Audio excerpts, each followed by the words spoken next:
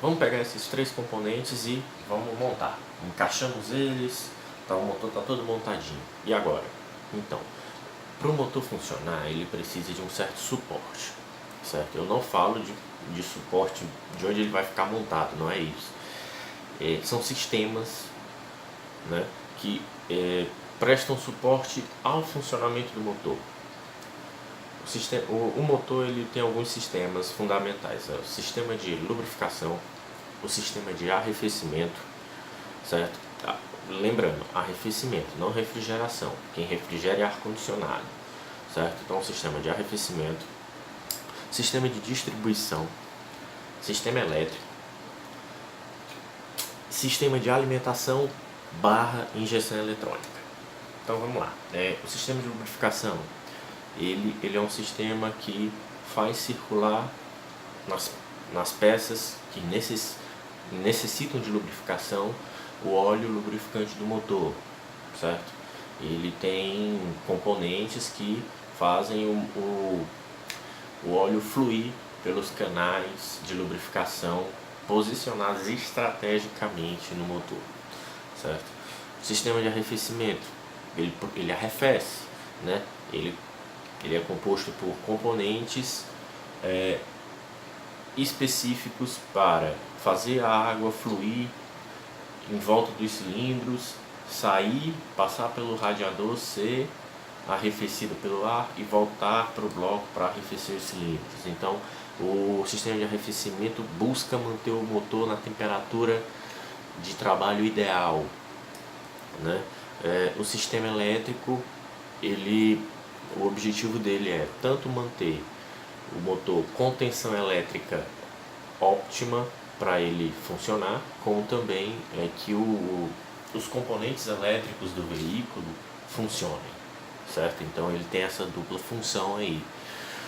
O sistema de distribuição é o sistema que promove a sincronia do virabrequim com os elementos que eu falei lá no começo do cabeçote, comando de válvulas. Ele promove essa sincronia para que o cabeçote funcione bem, para que o cabeçote consiga abrir e fechar suas válvulas no momento certo. Então, a principal função desse sistema é a sincronia do motor, né?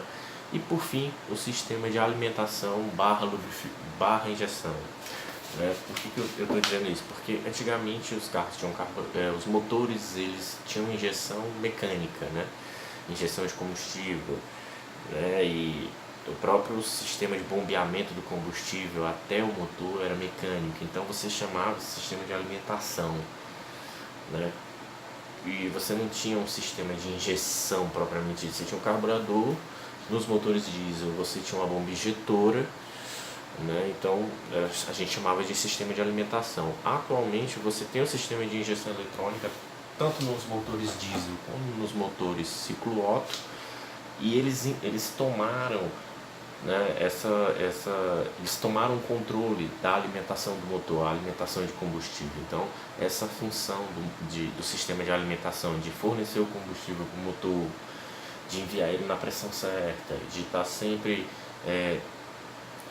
fazendo o motor ter combustível na pressão de trabalho dele ok, né? No caso dos motores diesel, injetando combustível na hora certa. Hoje isso é feito pelo sistema de injeção eletrônica, ele controla e gerencia tudo isso, né? Então basicamente esses são os sistemas que dão suporte ao motor para ele funcionar. Sem esses sistemas o motor não funcionaria, ou pelo menos não funcionaria direito, né? Então são sistemas fundamentais. Agora a gente vai falar de um negócio mais sério, né? Que é aqui que todo mundo tem que prestar bastante atenção, que são os ciclos operacionais do motor, né? E aí agora que a gente vai definir o que é motor diesel, o que é motor Otto. Agora que sabemos quais as partes do motor e os seus sistemas, podemos falar de ciclos.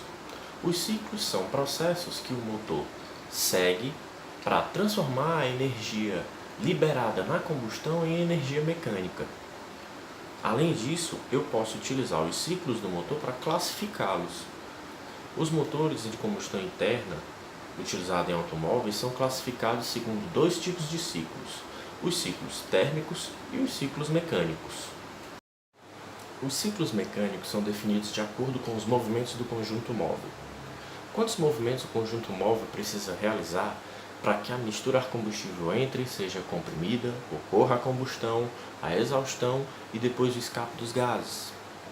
Cada movimento do conjunto móvel é chamado de tempo. Portanto, eu posso dividir os ciclos mecânicos em dois tipos: os ciclos 2 tempos e os ciclos 4 tempos. Os ciclos térmicos, diferente dos ciclos mecânicos, agora concentram-se no fluido. O quê? Que fluido é esse? A mistura ar-combustível. O que é que vai acontecer com ela para o motor conseguir produzir energia mecânica? Então, também possuem fases, assim como nos ciclos mecânicos, porém, agora focados na mistura ar-combustível. O que é que acontece com ela? Quais são as variações de pressão e temperatura? Isso aí quem diz são os ciclos térmicos. Dessa forma, os ciclos térmicos podem ser divididos em dois: os ciclos Otto e os ciclos do tipo diesel. Os motores que funcionam sob o ciclo Otto operam da seguinte forma: primeiro, admitem a mistura ar e combustível em proporção estequiométrica. Segundo, comprimem essa mistura até um determinado nível de pressão. Esse nível de pressão é limitado pelo combustível. Acima desse limite pode ocorrer autoignição. Terceiro, a ignição dessa mistura comprimida pela vela de ignição. Quarto, a combustão progressiva dessa mistura. Quinto processo é a expansão já dos gases da combustão. E sexto, a expulsão dos gases. Os resíduos da combustão dos motores Otto são compostos por hidrocarbonetos, vapores de água, dióxido de carbono, o monóxido de carbono e óxidos de nitrogênio. Os motores que funcionam sob o ciclo diesel seguem os seguintes processos. Primeiro, a admissão de ar sem restrições, ou seja, quantidade máxima. Segundo, compressão do ar. Terceiro, injeção de combustível no ar comprimido. Quarto, combustão da mistura ar-combustível. Quinto, a expansão dos gases da combustão. E sexto, a expulsão desses gases. Os resíduos dos gases de escape nos motores diesel são compostos por hidrocarbonetos, vapores de água, oxigênio, devido à mistura pobre, óxidos de nitrogênio, dióxido de carbono e fuligem. Bom, aqui no quadro eu tenho um desenho esquemático do mecanismo biela-manivela, que é um mecanismo usado em todos os motores de combustão interna a pistão, seja ele de qual aplicação for. Então vamos identificar aqui os componentes do mecanismo. Eu tenho um pistão, eu tenho a biela que conecta o pistão à manivela, que é o virabrequim, ou seja, eu tenho basicamente o conjunto móvel. A diferença aqui é que a gente está vendo ele de frente. Bom, agora vamos analisar o movimento desse mecanismo. Primeiramente vamos começar pelo pistão. O pistão ele sobe e desce entre esses dois extremos aqui, que são o ponto morto superior e o ponto morto inferior. Conectado ao pistão tem a biela. A biela, nessa ligação com o virabrequim, transforma o movimento retilíneo do pistão em giro do virabrequim. Ou seja, o pistão sobe e desce alternativamente, enquanto o virabrequim gira.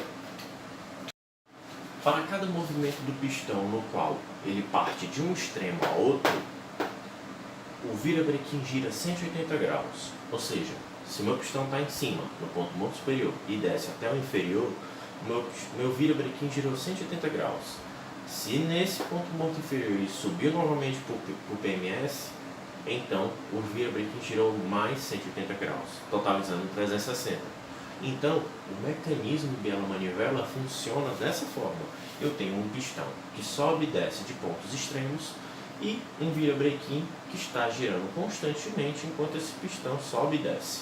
Podemos tirar algumas conclusões acerca do movimento do mecanismo. E elas são: a distância entre os extremos, os pontos extremos, é chamada de curso. O volume deslocado é o quê? É o curso que o pistão percorreu vezes a circunferência do cilindro, que é o volume de ar deslocado para dentro do cilindro.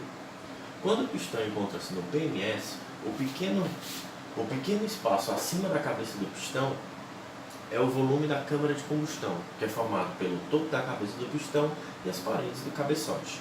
Se eu somar o volume da câmara com o volume deslocado, eu tenho o volume total.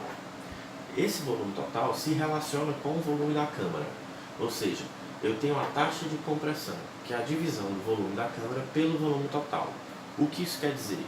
Quer dizer o quanto o pistão é capaz de reduzir esse volume total em um volume mínimo, que é o volume da câmara de combustão. Quanto maior a taxa, melhor a eficiência desse motor. Agora que sabemos o movimento do mecanismo e as relações que esse movimento traz, podemos agora passar para o funcionamento do motor.